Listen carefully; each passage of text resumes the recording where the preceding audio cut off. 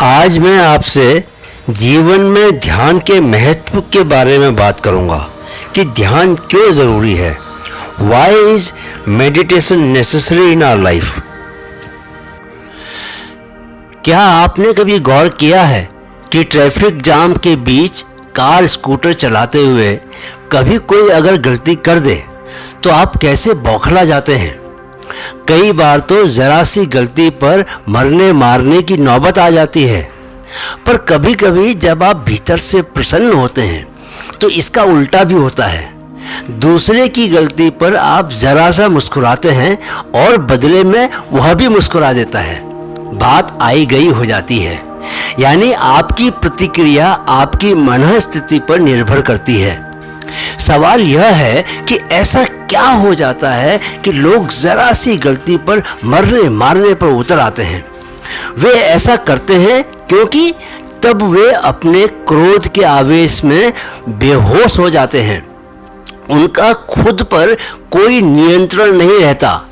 दुनिया में जितनी भी अप्रिय घटनाएं हैं, दुत्कार दिए गए प्रेमी द्वारा प्रेमिका के चेहरे पर तेजाब फेंक देना, पत्नी से झगड़ा होने पर पति द्वारा छोटे बच्चे की पिटाई कर देना, नफरत में किसी को मार देना, बदले की आग में किसी के खिलाफ साजिशें करना, इन सब की एक ही वजह है कि ऐसा करने वाला अपना होश खो चुका होता है। अमूमन हम यही कहते हैं कि फला ने आवेश में आकर हत्या कर दी, लेकिन वह आवेश में आया ही क्यों?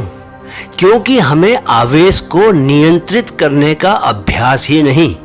अभ्यास यानी प्रैक्टिस इसलिए नहीं क्योंकि हमें कभी इसकी कोई ट्रेनिंग नहीं मिली। क्रोध मूलतः हमारे ईगो यानी अहम से पैदा होता है। प्रेमिका ठुकराती है तो अहम को ठेस लगती है कि इसने मुझे कैसे ठुकरा दिया। अहम की तुष्टि के लिए आप उससे बदला लेते हैं। अहम दिमाग से पैदा होता है। अलबत्ता दिमाग बना ही अहम से है, बना ही ईगो से है। हम खुद को अपने दिमाग से ही तो पहचानते हैं। हम अपने दिमाग के गुलाम बन चुके हैं और दिमाग में बेशुमार कचरा भरा हुआ है। ध्यान यानी मेडिटेशन इस कचरे की बहुत हद तक सफाई कर सकता है। यह जो आपका दिमाग खाते नहाते उठते बैठते चलते फिरते हर पल चलता ही रहता है, दौड़ता ही रहता है, इसे सोचने की लत लग चुकी है।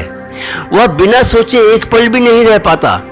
इतना सोचता है कि रात नींद में भी सपने देखने पड़ते हैं आपको। दुर्भाग्य से आप इस गलतफहमी का भी शिकार हैं कि आपका दिमाग और आप एक ही हैं। जी नहीं, ऐसा नहीं है। आप दिमाग का हिस्सा नहीं बल्कि उसके मालिक हैं। लेकिन आपने दिमाग को अपना मालिक बना दिया है। सारी दिक्कत इसी में है। ध्यान आपको दिमाग पर अपना मालिकाना अधिकार वापस लौटाता है। ध्यान के रास्ते आप अपने दिमाग को लांग अपने अस्तित्व, जो कि सीधे ब्रह्मांड से जुड़ा हुआ है, की ओर लौटते हैं। अपने अस्तित्व के प्रति बोध से भर जाते हैं। इस बोध में इतनी ताकत है कि यह आपके सारे विकारों को खत्म कर सकता है। ध्यान मेडिटेशन जागृति लाता है और उस जागरूकता में दिमाग आपको कभी उल्लू नहीं बना सकता। आप न सिर्फ अपने खुद के प्रति बल्कि दूसरों के प्रति भी गहरे प्रेम की भावना से भर जाते हैं। ऐसे गहरे प्रेम में आप किसी का भी अहित कैसे चाह सकते हैं? स्कूलों में हम बच्चों को गणित, विज्ञान, इतिहास जैसे विषय पढ़ाते हैं।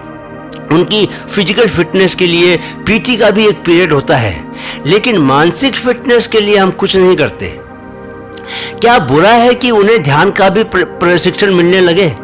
हमने अपराधों को रोकने के लिए इतना बड़ा पुलिस विभाग खोला हुआ है, लेकिन पुलिस अपराधी को तो पकड़ सकती है, अपराध करवाने वाली मानसिक रुग्णता को नहीं दूर कर सकती। यह काम सिर्फ मेडिटेशन के जरिए ही संभव है। ध्यान की बुनियादी ट्रेनिंग ही आपराधिक प्रवृत्ति को दूर भगाने के लिए पर्याप्त है। आधुनिक जीवन में जिस तरह बेशुमार चुनौतियां घुस आई हैं, हर शख्स के लिए ध्यान जरूरी हो गया है।